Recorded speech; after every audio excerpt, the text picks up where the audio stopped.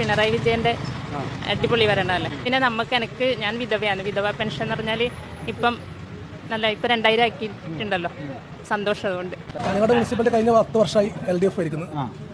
തുടർന്നു 5 വർഷം കൂടി ഇടതുപക്ഷം വരുന്നതാണ് പറയുന്നത്. നമ്മുടെ LDF സർക്കാർ നല്ല രീതിയിലാണ് ഇപ്പോൾ കേരളം ഭരിച്ചുകൊണ്ടിരിക്കുന്നതും എല്ലാ വിഷയത്തിലും.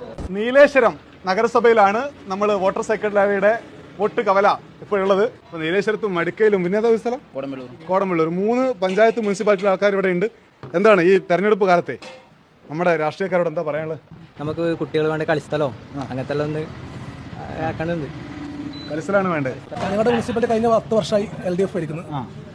തുടർന്നു 5 വർഷം കൂടി ഇടതുപക്ഷം വരുന്നതാണ് പറയുന്നത്. അത് എന്തുകൊണ്ട് ഞങ്ങള് മൊത്തത്തിൽ കാഞ്ഞങ്ങാട് ടൗൺ തന്നെ കണ്ടാൽ മനസ്സിലാക്കും. അത് അങ്ങനെ രാഷ്ട്രീയ എതിരാളികൾ അങ്ങനെ പലതും പറയും. അത് നോക്കണ്ട. നമ്മുടെ LDF സർക്കാർ നല്ല രീതിയിലാണ് ഇപ്പോൾ കേരളം ഭരിച്ചുകൊണ്ടിരിക്കുന്നതും എല്ലാ വിഷയത്തിലും. എങ്ങനെയുണ്ട് ഇവിടുത്തെ നിങ്ങളെ നഗരസഭ?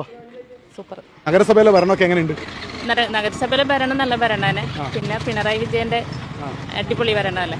നിങ്ങളൊക്കെ CPM ആയതുകൊണ്ട് പറയുന്നതാണോ? അല്ല CPM ആയതുകൊണ്ടല്ല, നല്ല ഭരണം തന്നെയാണ്. പിന്നെ എനിക്ക് ഞാൻ വിധവയാണ്. വിധവ പെൻഷൻ എന്ന് പറഞ്ഞാൽ ഇപ്പം 2000 ആക്കിയിട്ടുണ്ടല്ലോ. സന്തോഷമുണ്ട്. നാട്ടിലെ റോഡൊക്കെ എങ്ങനെയുണ്ട്?